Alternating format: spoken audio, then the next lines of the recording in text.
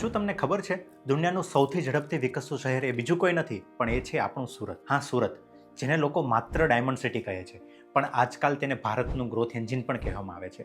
According to a global economic research report કે જેને Oxford ઇકોનોમિક્સે તૈયાર કર્યો છે કે 2035 સુધી સુરત દુનિયાનું સૌથી ઝડપથી વિકસતું શહેર હશે. એક ડેટા પ્રમાણે આપણે જોઈએ તો 2030 સુધીમાં સુરતનો જીડીપી ગ્રોથ રેટ 10.3% નોંધાય તેવી શક્યતા છે, જે ભારતના અન્ય મોટા શહેરો કરતાં ઘણો વધારે છે. નીતિ આયોગ માસ્ટર પ્લાન પ્રમાણે સુરત રિજિયન, જે આજે $72 બિલિયન જીડીપી પર છે, એ 2047 સુધીમાં $1.3 ટ્રિલિયન નું લક્ષ્ય પ્રાપ્ત કરશે. દેશના કુલ માનવ સર્જિત કાપડના ઉત્પાદનમાં જો જોવા જઈએ તો સુરતનો ફાળો લગભગ 40% છે. આ ઉપરાંત વિશ્વના લગભગ 90% હીરાનું પોલિશિંગ પણ અહીં સુરતમાં જ થાય છે. પણ સાચો પ્રશ્ન એ છે કે આટલો બધો ગ્રોથ સુરતનો શા માટે? નંબર 1, સુરતની સ્થાનિક બિઝનેસ કોમ્યુનિટી. અહીં એન્ટરપ્રિન્યોરશિપ એ એક કલ્ચર છે.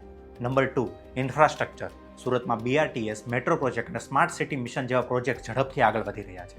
અને નંબર 3, માઇગ્રેશન.